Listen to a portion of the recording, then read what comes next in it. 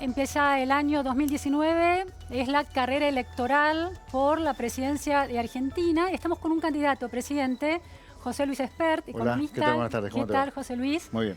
Candidato a presidente por el Partido Libertario. Esa palabra, ¿no? Ese adjetivo libertario, ¿qué quiere decir? Sí, en realidad, para ser precisos, A ver. el Partido Libertario es uno de los partidos Ajá. que van a conformar el frente electoral, Bien. que me van a llevar a mí a competir por la presidencia. ¿Cómo el año se que llama viene. este frente electoral? No, bueno, es un frente que estamos construyendo, todavía no Sí. tenemos un nombre, hay varios dando vuelta, pero por una cuestión de prudencia no lo voy a decir todavía porque hay varios dando vuelta. Sí. Pero la idea es nuestra de frentista sobre algunas ideas madres que para mí son claves que Argentina comience a aplicar urgente para terminar con la decadencia. Será una convocatoria lo más plural posible en cuanto a la cantidad de personas. Ahora vamos a ir detallando esas ideas y entendiéndolas a partir de tus explicaciones. ¿Con cuál de los partidos que ya se conocen que integran el frente te identificás vos? No, bueno, estamos negociando todavía, esas cosas no las voy a decir. Pero digo, vos sos parte de un partido, quiero decir, estás dentro de este frente, sos su candidato a presidente. Sí. ¿Por qué partido como integrante del frente? No, todavía no está el partido que me va a llevar a mí al frente que va a componer este conjunto de partidos que me van a llevar a mí a competir durante este año. ¿Y la palabra libertario te suena mejor o distinto a liberal, por ejemplo?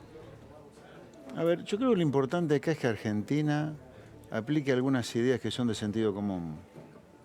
Yo creo que Argentina se alejó demasiado del sentido común, yo diría hace más o menos un siglo, motivo por el cual estamos en una decadencia que no para. Y nos seguimos repitiendo en el error. Mirá, Argentina acaba de firmar con el gobierno de Macri el acuerdo número 27 con el Fondo Monetario. El número 27 en la historia de la Argentina. En 50 años. El primer acuerdo lo firmó en 1968. Sí. Bueno, Argentina con Macri firmó el número 27, lo cual demuestra que venimos de medio siglo de fracaso, porque cuando uno llega a firmar un acuerdo con el fondo, evidentemente su programa económico fracasó. Así que venimos de medio siglo de fracasos, y eso es como consecuencia que no paramos de hacer algo que está mal. Y en materia estrictamente económica, hay otros planos en los cuales también estamos haciendo mal las cosas, más allá de Macri, Cristina, etcétera. Pero en materia económica Argentina tiene todo para venderle al mundo y sin embargo vive obsesionada con protegerse de lo que viene de afuera. Argentina tiene que ponerse a venderle cosas al mundo. Sí. Dame un minuto más que termino con las ideas centrales económicas, ¿no? Hay otras. Tiene un Estado de un tamaño que a todos los que están en blanco, a toda la gente de trabajo, a vos, a los chicos que están detrás de cámara, a todos los periodistas de esta gran mesa, el empresario pyme, el cuentapropista, el monotributista, vive para pagar impuestos. Y por sobre todas las cosas lo enloquecen las regulaciones. Y finalmente tenemos un sindicalismo que no le sirve al trabajador. José Luis, tengo muchas preguntas a partir de lo que decís. Sí. Hablemos del Estado, de este Estado que vos estás cuestionando. Sí. ¿Cuál debería ser, en tu perspectiva, en este sentido común, que te digo que existen varios sentidos comunes disputándose, digamos, el ranking de preferencias de la gente? Pero en Argentina no debería haber mucha discusión. ¿Cuál es el sentido común en relación al rol del Estado, según tu perspectiva? El Estado primero no es una agencia de empleo ni de subsidios. Hoy está dedicado a eso esencialmente. Es una agencia de empleo y de subsidios. Subsidios de tipo social, subsidios económicos y agencia de empleo esencialmente en las provincias. No está para eso el Estado. El Estado está para prestar bienes públicos, que significa devolverle a la gente la plata que pagó de impuestos en algo. Uno no paga impuestos contra nada, o la gente debería entender que los impuestos se pagan contra algo, no es contra nada. No es que el político tiene que decir, yo paguen impuestos, y después decido yo qué les doy, si se los doy. No. Hay que pagar impuestos contra algo. Eso es lo que tiene que entender la gente. Los bienes públicos, ¿cuáles son? Bienes que ningún privado los proveería. O si los proveería de manera muy ineficiente. Por ejemplo, la diplomacia, la seguridad, la defensa exterior, por eso hay Fuerzas Armadas, la justicia. Esos son los bienes públicos que el Estado tiene que prestar, pero no está para subsidiar a medio planeta como ocurre hoy o generar empleo nada más. No está para eso. Ahora, hay un Estado que tiene una X cantidad de empleados públicos, un Estado nacional de más de 700.000 empleados públicos. ¿Cuál es tu propuesta en relación al achicamiento de esa plantilla de empleados? Bueno, a ver, a nivel nacional hay 700.000. A nivel municipal hay cerca de 500.000 y a nivel provincial hay más de 2 millones de empleos públicos. Sí. Si uno suma los 3 niveles de gobierno, nación, provincias y municipios, tenés aproximadamente 3.600.000 empleos públicos. Con la mitad te arreglás para prestar bienes y servicios públicos. Entonces vos decís, ¿sobran 1.800.000? Déjame terminar, por favor. ¿Sobran? Sí, claro que sobran. Primero, hay que entender, son una estafa para los buenos empleos públicos. Porque hay empleos públicos que tienen que estar, porque hay servicios que hay que prestar. Segundo, son una estafa para el contribuyente. ¿Por qué la gente tiene que pagar impuestos para gente que no hace nada en el Estado? Entonces, ¿hay que echarlos? Sí, claro. Ahora, vamos a decir, el primer día decir basta, 1.800.000, no. Porque hay 10 millones de otras cosas que hay que hacer en paralelo, que son una reforma laboral muy agresiva, hay que abrir la economía al comercio, hay que hacer un montón de reformas estructurales tan grandes que hay que hacerlas todas en paralelo y de manera gradual. Pero José Luis, a ver, se suceden los partidos políticos, se suceden las décadas en Argentina y los problemas parecen irresolubles. Bueno, porque estamos haciendo siempre lo mismo. Supongamos que la idea es que en el Estado Nacional, porque este es un país federal, como presidente de la Argentina va a ser muy difícil torcer el rumbo de las provincias que tienen potestad y autonomía para tomar y contratar gente, ¿no? Concentrémonos en el Estado Nacional, que tiene 700.000, 780.000 empleados públicos. Sí. ¿Qué hacemos con esos empleados? Si los gobiernos sucesivamente, si esta sociedad demandó empleo y se terminó aumentando la cantidad de empleados públicos, es porque hay algo ahí que es difícil de resolver, porque la sociedad... A mí no me parece que sea difícil de resolver lo que hay. Yo creo que hay mucho clientelismo. No, pero espera, primero, hay que tener presente que la contracara de este sobreempleo público no es que nos va bárbaro, nos va muy mal. A ver, durante la década en la cual explotó el empleo público, que fue la década kirchnerista, acá desaparecieron miles de productores de trigo, miles de productores de ganaderos, miles de empleados en los frigoríficos. A ningún político le importó eso. Entonces acá, cuidado, una cosa es quién tiene la razón y otra cosa es quién tiene el poder del lobby. El poder del lobby, sin duda que lo tienen los políticos, que dicen que el país se prende fuego si se echa un empleo público. Ahora, la verdad y la razón no está de ese lado. Ahora, yo no vi a ningún político desgarrarse o rasgarse las vestiduras por la cantidad de empleos privados que se dieron durante la década ganada por el desastre que hizo el kirchnerismo contra el campo, por ejemplo, o contra la producción de petróleo, o contra la producción de energía. Cuidado. José Luis, hay dos temas en relación... Una cosa es quién tiene el poder del lobby y otra cosa es quién tiene la razón. La razón está del lado de los que critican este tamaño del Estado que se lleva puesto los ingresos de casi toda la gente que está en blanco. Bueno, pero a ver, yendo al sentido si vos común... haces campaña diciendo lo que hay que hacer, si a mí me votara la ciudadanía para decir este Estado está sobredimensionado, ¿hay que echar empleos públicos? Por supuesto que sí.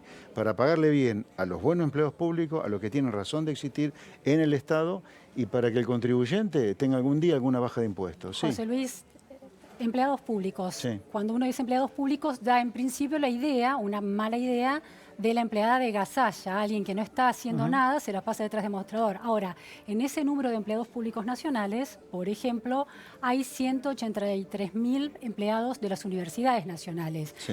Y esta sociedad ha decidido que el sistema de universidades públicas sea vasto y que atienda al 80% de los estudiantes. Entonces, el sentido común que vos planteás no está tan instalado. Hay una sociedad que quiere una universidad pública y gratuita. ¿Me perdonás? Y necesita empleados. Nadie está diciendo de echar al buen empleo público. Mi énfasis fue que vos tenés que echar al empleo público para el cual se le creó un puesto que no debería existir. Estamos hablando de echar a la persona que presta un servicio público.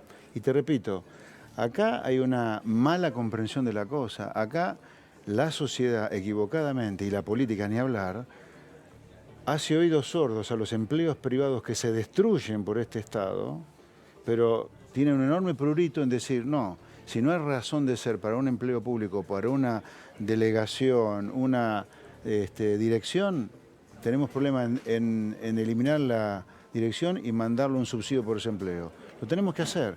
Si no, el camino va a seguir siéndole siempre. A ver, si la sociedad quiere seguir votando lo que está votando en los últimos 60 años, 50 años, ok, sigamos adelante. Nuestra propuesta es un cambio.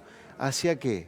Hacia cosas que hacen los países que le va bien. Lo que yo propongo no es que ocurre en un anillo de Venus. No. Chile, Perú, Paraguay está haciendo cosas diferentes. Brasil parecería ser que está comenzando un camino diferente. Los países que prosperan hacen cosas muy elementales, tienen un tamaño del Estado que sea pagable por la sociedad, no este Estado que se lleva el 60% de los ingresos los que están en blanco. Tienen economías que comercian con el mundo y tienen otro sindicalismo. A ver, esta idea, esta propuesta es muy elemental, la nuestra, la mía. Es, señor empleado público que presta un servicio público, a mí me preocupa su remuneración, a mí me cuesta su puesto. Señor empresario pyme, yo quiero que usted pague menos impuestos. Señor monotributista también, señor autónomo también, pero para eso hay que bajar el gasto público, no hay duda. De acuerdo, José Luis, pero digo, ¿por qué no se ha hecho? Cualquiera sabe Porque hoy que hay una sobredimensión. Nadie lo ha propuesto Déjame terminar de terminar la pregunta. Sí, dale. Cualquiera sabe si hay una idea completamente instalada y cierta de que la cantidad de empleados públicos se va reproduciendo a lo largo del tiempo con cada cambio de gestión. Ajá. Eso está instaladísimo, eso es cierto, las cifras lo demuestran. Ahora bien, eso es un dato. La pregunta es si es tan fácil de hacer y si es una cuestión simplemente de decisión política, ¿por qué no se ha hecho? Debe haber un lugar en el que la sociedad no tolera dejar a tanta gente sin empleo cuando no se crea empleo. No, yo no creo que la sociedad no tolere echar un empleo público y tolere que se destruyan empleos privados como se destruyen acá. Yo no creo que eso. Yo creo que acá hay un tema del poder del lobby que tiene el político para imponerle a la sociedad que si se destruye un empleo público se incendia el país, pero no hay problema en cuanto empleo privado destruís. Bien, y otra cosa, sí. Acá hay un tema capital, me parece a mí, central, que es nadie, que yo recuerdo de la democracia para acá, donde hemos tenido las dos peores crisis a lo largo de la historia, dicho sea de paso, ha hecho una propuesta de gobierno de decir, nosotros vamos en favor del buen empleo público, del empresario pyme en serio, de la empresa grande, del autónomo, del monotributista. No se puede pagar la cantidad de impuestos que se pagan acá. Y por si fuera poco, porque no es solo la cantidad de impuestos que se pagan acá, es que además del Estado tiene déficit, o sea, gasta por encima de esta enormidad de impuestos que pagamos, motivo por el cual cada tanto tenemos una crisis. Así que acá hay que evitar las dos cosas.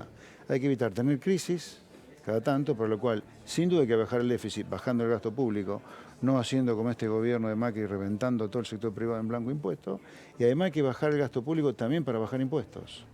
Pero eso hay que decirlo en campaña. Hay que decirlo en campaña. Ganas las elecciones con una campaña anunciando que vas a echar empleados públicos.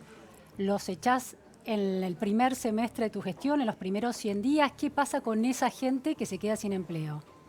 Bueno, en primer lugar, ¿cómo los contiene el Estado? 1.800.000, 1,5 millones no se echan de un día para el otro. ¿Sí? Se echan de manera gradual a lo largo de por lo menos un periodo de gobierno. ¿Vas a tener el acuerdo de las provincias para echar semejante cantidad? Se negociaría el acuerdo, porque si la ciudadanía me vota para hacer eso, llegaremos a un acuerdo con sindicatos y con provincias. ¿Qué pasa con la gente real que tenía un empleo? Me preguntaste cómo se hace, se negocia. Sí. Porque la propuesta de campaña es esa, es en favor del país, que es en favor de la gente olvidada por toda la clase política. ¿Sí? Así que eso se hace y de manera gradual, y anunciándolo en campaña, que es lo que nosotros... Bien. Pero espérate, acá no solo es esto. Es mucho más profundo lo que hay que hacer. Vos tenés que hacer una reforma laboral para sacarte encima este sindicalismo que hambrea a los trabajadores. Vamos a ir a eso también, pero quiero terminar de entender la lógica del, bueno, tomo la decisión como clase política. Acá me parece importante entender otra lógica, previo a analizar la necesidad de que el Estado tenga una cantidad de empleos públicos para que preste servicio y no para que sea una agencia de empleo. Es que merced a este Estado que tenemos, el sector privado destruye empleos. No es que nos va bárbaro. A ver, mi punto primero es... ¿Y es responsable el Estado de esa destrucción? Pero no hay duda que el Estado es el principal responsable de esta destrucción. Porque con esta presión impositiva, con crisis cada tanto, con tasa de interés en dólares como hoy alucinante, ¿qué empleo privado resiste? ¿Qué empresario privado resiste? Pero, José Luis, por ejemplo, la causa de los cuadernos dejó claro que hay un empresariado que es cómplice del poder político en extraer, digamos, en tomar el Estado como botín. ¿No hay responsabilidad también de cierto empresariado en destruir un sistema virtuoso de creación de riqueza? Yo no sé si vos leíste La Argentina devorada, mi libro. Sí, leí La Argentina. Mi libro apunta a 3 devoradores de la Argentina. El empresario prebendario, afortunadamente, algunos empiezan a estar presos por corruptos, como un expresidente de la UIA como Lascurain y un expresidente de la Cámara Argentina de la Construcción como Wagner. Ese empresariado es el típico empresario prebendario que le hace creer a la sociedad que sin protección industrial o sin que el Estado gaste mucho en obra pública, no se hace ni un nicho ni hay empleo. Falso. Son empresarios que son parte del problema. Y yo los ataco de manera clarita y con todo detalle en mi libro. Así que sin duda, acá hay una suerte de troika o de gran trinidad maldita de empresarios prebendarios, políticos corruptos y sindicalistas mafiosos que se han devorado esta sociedad, sin duda. José Luis, para volver a entender el primer paso, una primera medida de tu gobierno es te desprendés de una cierta cantidad de empleados públicos gradualmente. ¿Cómo contenés socialmente a esos despidos? Inicialmente no va a haber ninguna baja de gasto porque a toda esa gente la tenés que subsidiar. ¿Con qué la subsidiás? ¿La subsidiás? A ver, hoy tenés empleados públicos de 100 pesos, suponete, los despedís, por 2 o 3 años los tenés con un subsidio que es menor inicialmente a los salarios que cobraban. Será 70% del sueldo, 80% del sueldo, o sea, vos seguís gastando en el empleado público, gastás menos. Pero no es que vos decís lo despedís y 0 pesos, no es así. ¿Contenés la presión social con un seguro de desempleo, con el seguro de desempleo actual? Hoy hay 3.000 pesos y hoy pico, hay desempleo, hoy hay desempleo y hay subsidio por desempleo. Sí. Y el país no se está prendiendo fuego. Subsidio así por que no desempleo, veo por qué. 3.000 y pico pesos por mes, y te cubre, si con 45 años de edad, bien, te cubre 36 meses y 6 meses con más. ese subsidio el país no se te prende fuego. ¿Por qué se te va a prender fuego con el mismo subsidio para más gente? No veo por qué. Un tema que a mí me interesa particularmente, José Luis, es la educación, ¿no? ¿Cómo ves, cómo verías como presidente el sistema educativo? Es decir, ¿cuál sería el modo de torcerle el rumbo a este sistema que hace agua por muchos lados? Bueno, a mí me parece importante un sistema de vouchers, donde el subsidio, en lugar de ser a la oferta, sea a la demanda, para que el padre decida a qué colegio mandar a los chicos y para que haya mayor competencia entre los colegios. A mí me parece que el competir, el fomentar la competencia a todo nivel, no solo educación, empresa, privado, es clave. Yo creo que un sistema de vouchers sería un dispositivo muy importante para instrumentar en una reforma educativa. Ahora, la competencia que es propia de una economía desarrollada, también necesita de un Estado que la regule, que proteja las ineficiencias y las injusticias de esa economía. Sí, a mí el punto acá sería siempre, en mi discusión, o en mis conversaciones siempre es a ver, ¿nos está yendo bien o nos está yendo mal? Nos está yendo mal como país y nos está yendo mal en la educación.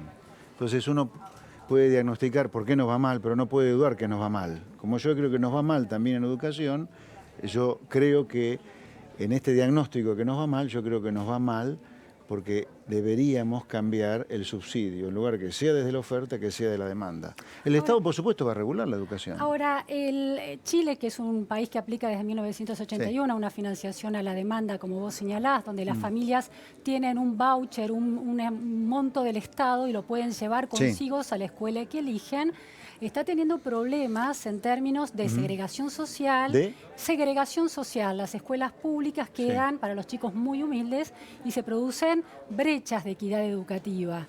Y también de falta de cohesión social. Las clases medias terminan entrando a un sistema de competencia por una posición social en las escuelas y son las escuelas las que eligen al candidato y no el candidato el que termina eligiendo. Salió un informe muy interesante en junio de este año de la Universidad Católica Chilena y de Berkeley y de la Universidad Católica. El sistema de vouchers... Pero cuestionaban claramente el sistema de vouchers. Sí, yo creo que el cuestionamiento... A ver, el sistema de voucher es perfectible, por supuesto que es perfectible, pero es mucho mejor que lo que tenemos hoy nosotros. Es más, yo creo que para evitar lo que le pasa a los chicos con la escuela pública, tendría que haber serios límites a la capacidad de los gremios de hacer huelga. Los chicos no pueden quedar sin colegio. Eso es prioritario. Sí, eso es prioritario. Eso es clave. Yo creo que la educación debería ser declarada como un servicio público, por lo cual debería que limitarlo de extremadamente la posibilidad de huelga salvaje como la que tenemos. O sea, si hay un grupo que hace huelga, hay otros gremios que no pueden hacer huelga. Pero a los chicos no se los puede dejar sin colegio. Ahora, en la Argentina, el 34% de las familias está eligiendo ir a la escuela privada. O sea, hay una especie de competencia, aunque no esté financiada la demanda, y los padres eligen libremente optar por el sistema privado. Y sin embargo, la escuela privada no es significativamente mejor que la pública. ¿Por qué crees que un sistema de voucher va a generar una competencia virtuosa?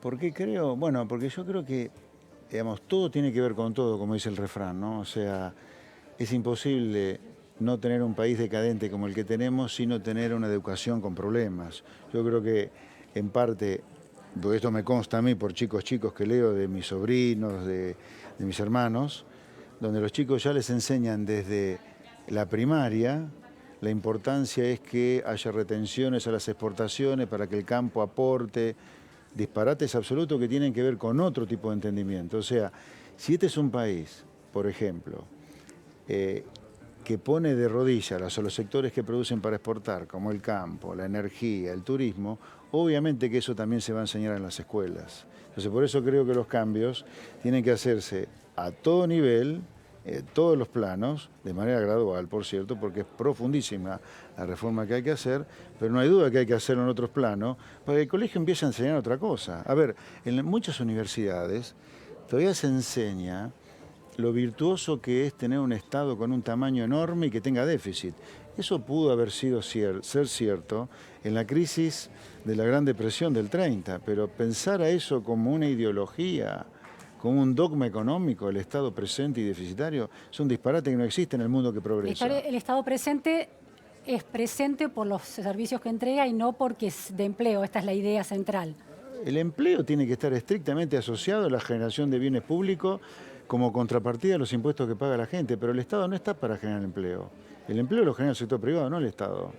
¿Cómo te plantás ante el cambio climático? ¿Pondrías algún tipo de gravamen a aquellas empresas que generan una huella de ese no es un tema que he pensado de contaminación? Todavía. No lo he pensado todavía ese tema, no. Bien. Todavía hay haberes y deberes por hacer, ese es uno. ¿Cómo te plantás ante la legalización del aborto o, por ejemplo, las cuestiones de implementación de la ESI en las escuelas primarias y secundarias? Mira, yo como liberal, desde el punto de vista del sexo, la gente puede, desde mi punto de vista, y es un tema personal, no es un tema que lo tenga, no es una posición partidaria ni del frente, es una posición personal. Yo creo que la gente puede elegir el sexo que quiera. Yo creo, como buen liberal, creo en el respeto irrestricto al proyecto de vida del prójimo. Bien, pero ¿pondrías recursos del Estado para garantizar un aborto seguro y legal?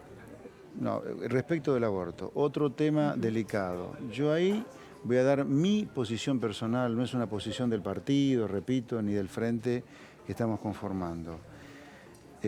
Yo soy una persona muy provida porque tengo 2 hijos maravillosos y vivo con los 2 hijos de mi mujer, de su primer matrimonio, a los cuales amo y ellos me aman. Así que a mí la defensa de la vida no me lo van a enseñar, pero el aborto es una cosa que ocurre y ocurre en las chicas de menores recursos.